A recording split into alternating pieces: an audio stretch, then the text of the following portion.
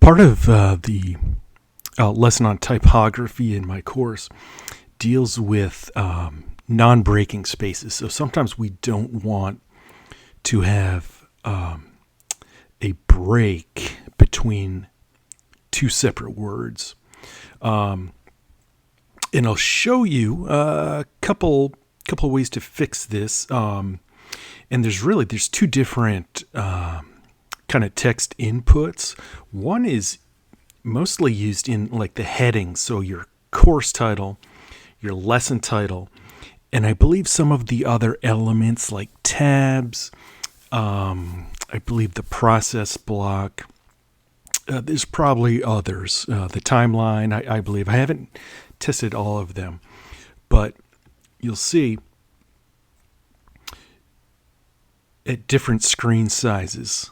Lesson 20, like I want lesson 20 to not wrap like what it's doing right now. So at various sizes, it is wrapping. And this was brought up recently in the forum. Actually, they were bringing it up. Okay, so because of a non-breakable space, I call it non-breaking space. That's usually how it's referred to in HTML.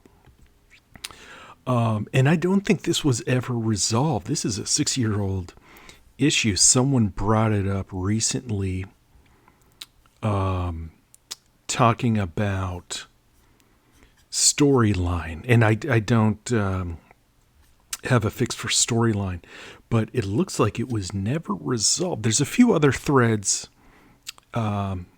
also talking about this in the forum. Never fully resolved. But let me show you a couple ways to fix this. The easiest way, and I'm on a Mac, I'm going to remove that space. I'm just going to do Option space. That's all. That's all we have to do. Now this works in the heading elements as opposed to, I'll just call it a regular text element. So in our regular text elements, we see this full editing dialogue of everything. There's a different fix for those, but if you're highlighting text and you don't see that full suite of editing tools, all you're going to want to do is Option space on a Mac. Now there's on a PC, I believe it's a little different. It might be an Alt space or an Alt something space. But let's see what that just did. Let's see if it's still going to wrap. So you can see it's never going to wrap between lesson and 20. So that's good. It's keeping it together. Likewise, we can do this. So this is my cover page basically. Let's see what's going on the cover page. Okay, I've already fixed it, I believe, on here because I can see I have enough room for the word rise, but it is not going to break in between. Just to test what I did, I'm going to remove that option space. And now we can see, so it is wrapping. You can see rise 360, but I really want rise and 360 to stay together. I mean, it's a product name. It just looks weird having an orphan wrapping to the next line there. Doesn't always happen, but at various screen sizes, and we can test this out at different sizes. That's not good. We don't want that. So let me go back to desktop. I'm going to test this out. And again, this is my course title. I'm just going to do Option space. Preview. You can see it looks good there. And no matter what I do, it is not going to split up rise and 360. It's going to keep them together. It wraps a little prematurely, because we essentially just created one longer word out of two smaller words. Okay, good. So we figured out heading elements. And also my lesson title, the wrapping that I fixed for the title here, it also affects the sidebar. So you can see I actually have room for the word lesson here, but because I put the option space, it's going to keep lesson 20 always together. And I think this is what the original request was in the forum. In the fix here, now this is really going to be more of a workaround. But let's say I have chapter 4. Now, if I try the same thing, I just removed that space. Option space. It's not working. I can already see here. Chapter 4, it's still splitting. Always hit preview just to double check. Okay, so it's already splitting chapter 4. I really want to keep that together. So what can we do? And I think this is why Articulate never gave a solution for this, because it works with like the course title, lesson title, but it doesn't actually work with all of the content within your lessons. So, sneaky little trick here. I'm just going to delete that space, and I'm going to highlight just the R. So I'm highlighting the letter just before where I need that space. Now, not too long ago, we got a couple new tools in Rise. We've got the AI stuff. I don't use that too much. We've got the math equation display editor. But here's one that I haven't seen people using too much, or nobody's mentioned too much about it, but this was a new tool, and the icon, I don't really like, it's kind of an odd icon for letter spacing. But if I go to letter spacing, and again, I'm only highlighting that one letter right before where I want that space to be a non-breaking space. I can go all the way up to 10, but I found 5, and I believe it stands for 5 pixels. If I go to 5, right there, well, I have a space here. Now it's essentially, chapter 4, it's essentially one word. All I did was adjust the letter spacing for that letter R. So it's still one word. This may cause a bit of an issue with a screen reader.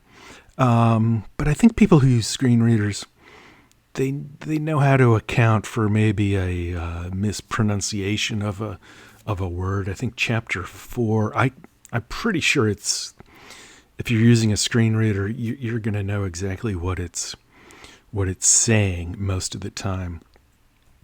So now it looks like I've got, a nice little space there. Now let's hit preview, make sure this works, and you can see chapter 4 is not breaking anymore, and at different sizes, indeed, you can see it's never going to break between chapter and 4. So that's the basic fix. There's option space for title elements, and then this kind of a sneaky little workaround for the regular text content is to adjust the letter spacing right where you need that non-breaking space. Also, if you're interested in these icons, I show you how to do this in my course. I'm a bit delayed on the course. It should be launching officially in January 2026. I've got a whole lesson on icons and imagery, as well as all kinds of typography lessons, just like this one. Thanks for looking at this video. By the way, if someone knows the PC equivalent, drop it in the comments. I'm sure someone is interested in that same non-breaking space for PC. And by the way, let's do a little inspection here. Now, if I look at I'm looking at the HTML basically. I'm not looking at all the HTML. If I find this element here, FR view rise tip up. By the way, FR view, that stands for Frawala. That was the old text editor. They're still using the FR view.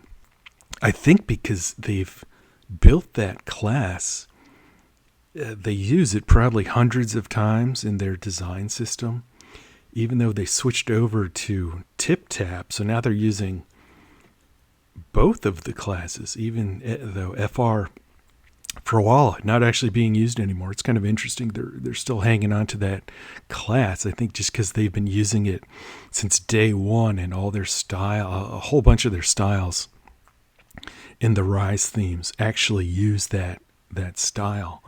Kind of interesting. But if I right click on this element and do edit as HTML, we can actually see, indeed, this is the HTML code for non-breaking space, NBSP. So you can see that is the proper way to get a non-breaking space in your HTML. And again, all we do is Option Space on a Mac. Someone can probably provide the PC equivalent. But okay, I was actually working on something with the button stacks. I'll be putting that into another video. Also, real quick, I'm working on this theme.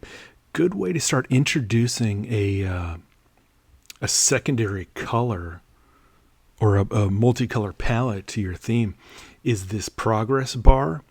And now normally, let me turn off my theme customizations for a second. That's what it normally looks like. It just uses the regular theme color, which may be the same as the background color of your lesson headings.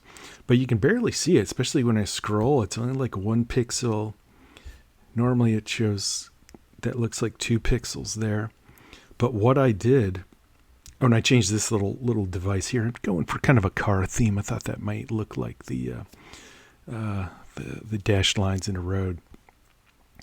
But cool way to start adding a multicolor palette is to color that progress bar, because it shows up on every single page. So it's a great way to start introducing kind of a complementary color, as long as it aligns with your organization's branding. But okay, I think the next video is going to have to do with the button stack. Someone mentioned something about that recently in the forum. But thanks for watching the video. If you have any questions, you can drop them in the